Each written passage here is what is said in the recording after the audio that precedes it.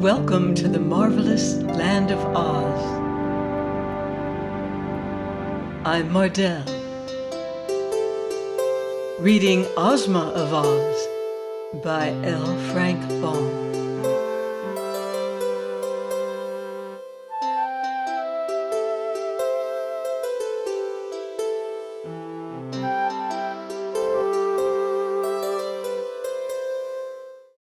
Chapter 2. The Yellow Hen. A strange noise awoke Dorothy, who opened her eyes to find that day had dawned and the sun was shining brightly in a clear sky. She had been dreaming that she was back in Kansas again and playing in the old barnyard with the calves and pigs and chickens all around her, and at first, as she rubbed the sleep from her eyes, she really imagined she was there.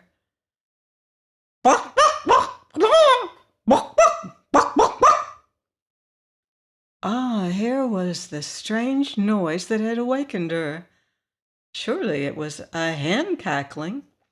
But her wide-open eyes first saw, through the slats of the coop, the blue waves of the ocean, now calm and placid, and her thoughts flew back to the past night, so full of danger and discomfort. Also she began to remember that she was a waif of the storm, adrift upon a treacherous and unknown sea.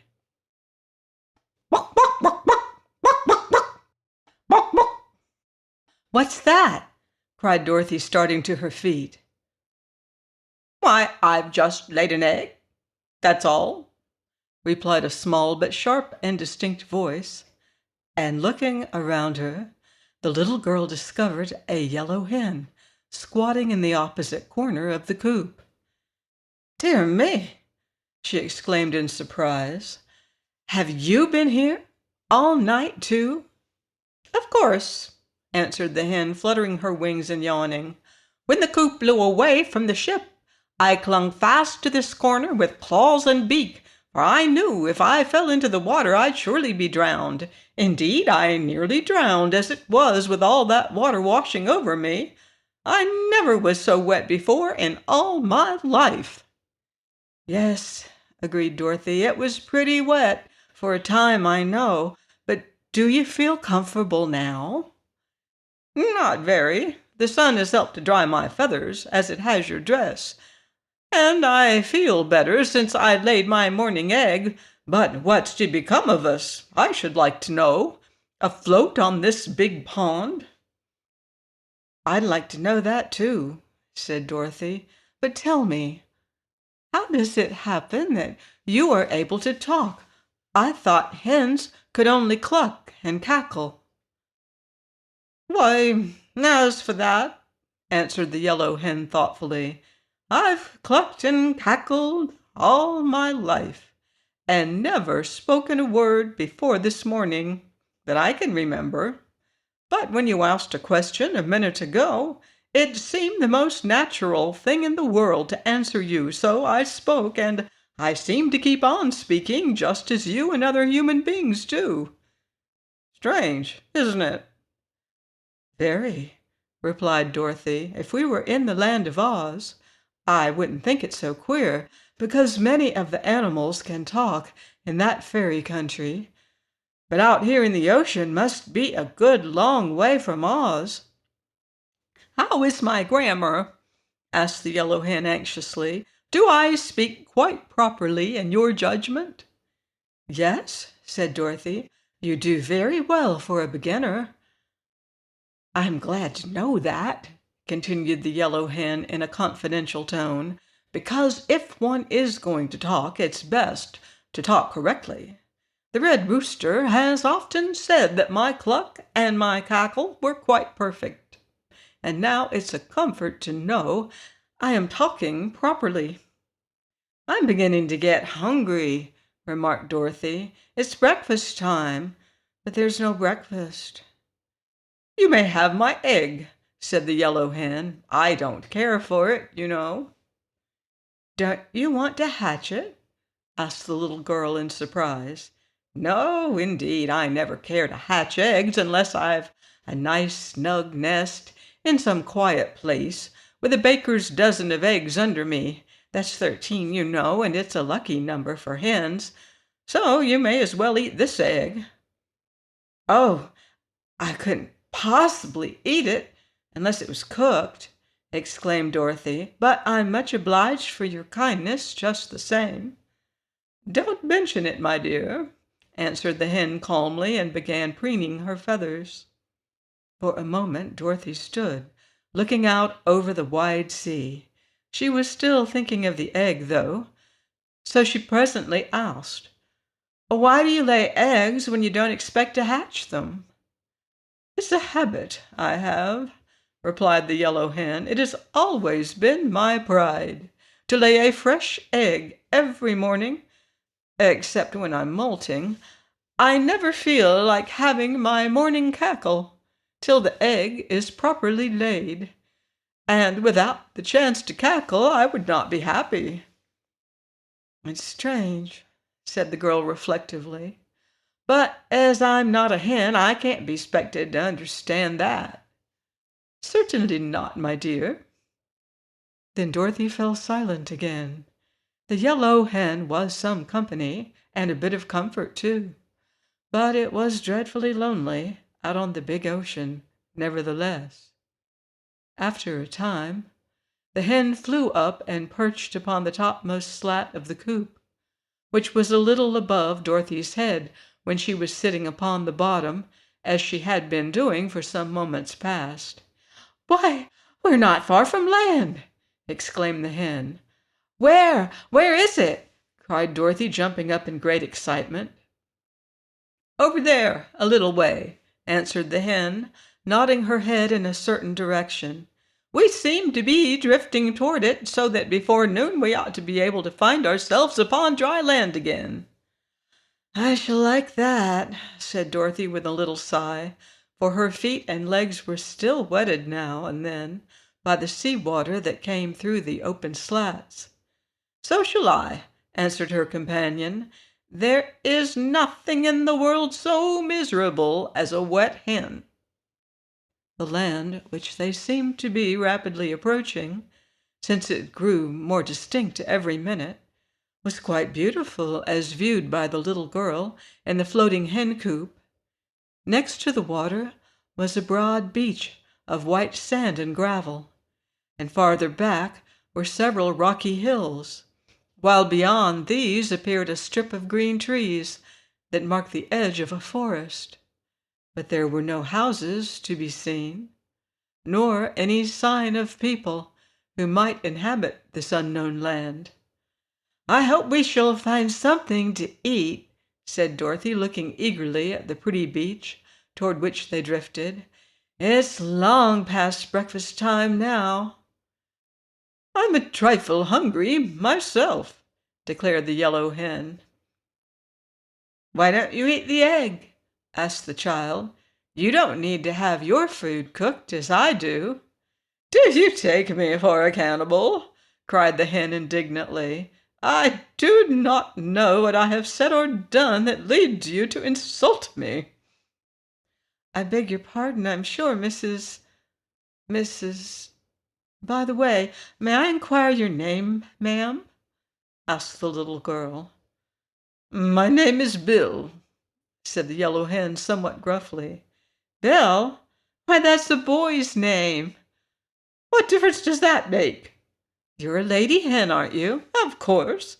But when I was first hatched out, no one could tell whether I was going to be a hen or a rooster.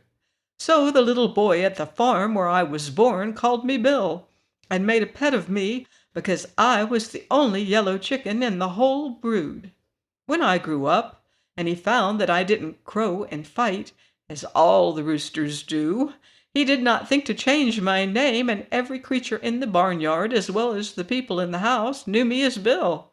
So, Bill I've always been called, and Bill is my name." "But it's all wrong, you know," declared Dorothy earnestly, "and if you don't mind, I shall call you Billina." Putting Ina on the end makes it a girl's name, you see." "Oh, I don't mind in the least," returned the Yellow Hen. "It doesn't matter at all what you call me, so long as I know the name means me." "Very well, Billina. My name is Dorothy Gale. Just Dorothy to my friends, and Miss Gale to strangers. You may call me Dorothy if you like. We're getting very near the shore. Do you suppose it is too deep for me to wade the rest of the way? Wait a few moments longer. The sunshine is warm and pleasant, and we are in no hurry." "But my feet are all wet and soggy," said the girl. "My dress is dry enough, but I won't feel real comfortable till I get my feet dried." She waited, however, as the hen advised, and before long the big wooden coop grated gently on the sandy beach, and the dangerous voyage was over. It did not take the castaways long to reach the shore, you may be sure. The Yellow Hen flew to the sands at once, but Dorothy had to climb over the high slats. Still, for a country girl, that was not much of a feat, and as soon as she was safe ashore, Dorothy drew off her wet shoes and stockings and spread them upon the sun-warmed beach to dry. Then she sat down and watched Billina, who was pick-pecking away with her sharp bill in the sand and gravel, which she scratched up and turned over with her strong claws. "What are you doing?" asked Dorothy. "Getting my breakfast, of course," murmured the hen, busily pecking away. "What do you find?" inquired the girl curiously.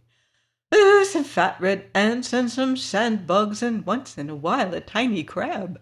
They are very sweet and nice, I assure you."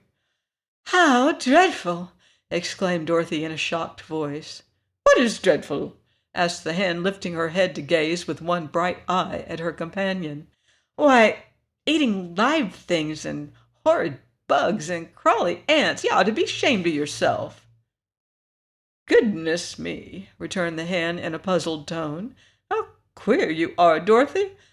Live things are much fresher and more wholesome than dead ones, and you humans eat all sorts of dead creatures." "We don't," said Dorothy. "You do indeed," answered Billina. "You eat lambs and sheep and cows and pigs and even chickens." "But we cook 'em," said Dorothy triumphantly. "What difference does that make?"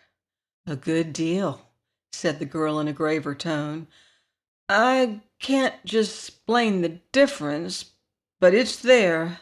And anyhow, we never eat such dreadful things as bugs." "But you eat the chickens that eat the bugs," retorted the Yellow Hen with an odd cackle. "So you are just as bad as we chickens are." This made Dorothy thoughtful. What Billina said was true enough, and it almost took away her appetite for breakfast. As for the Yellow Hen, she continued to peck away at the sand busily, and seemed quite contented with her bill of fare. Finally, down near the water's edge, Billina stuck her bill deep into the sand, and then drew it back and shivered. "Ah!" she cried. "I struck metal that time, and it nearly broke my beak." "It was probably a rock," said Dorothy carelessly.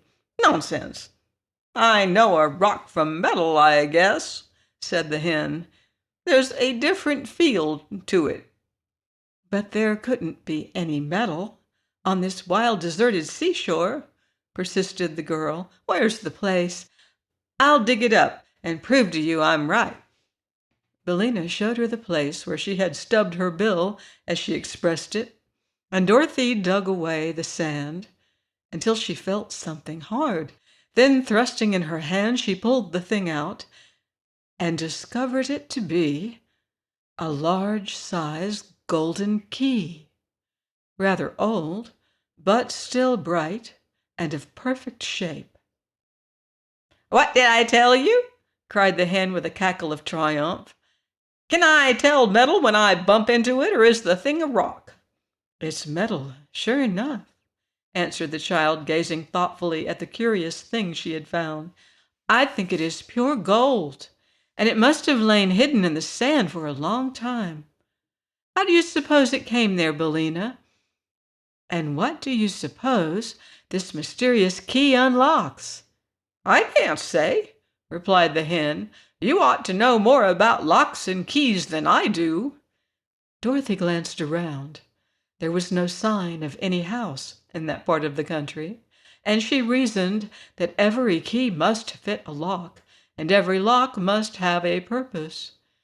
Perhaps the key had been lost by somebody who lived far away, but had wandered on this very shore.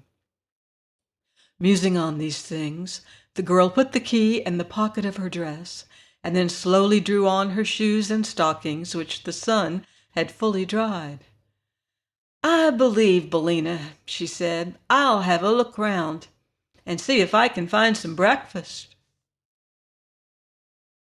Please join me next week for more magical adventure on the marvelous land of Oz. Goodbye for now. See you in Oz.